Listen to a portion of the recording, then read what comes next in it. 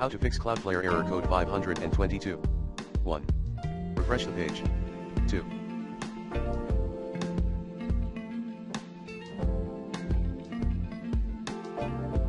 Wait and try again. 3. Contact the website's administrator for assistance. 4. For site admins, check server logs. Check server performance. Check firewall and security settings. Check DNS settings. Contact your hosting provider. Optimize website code.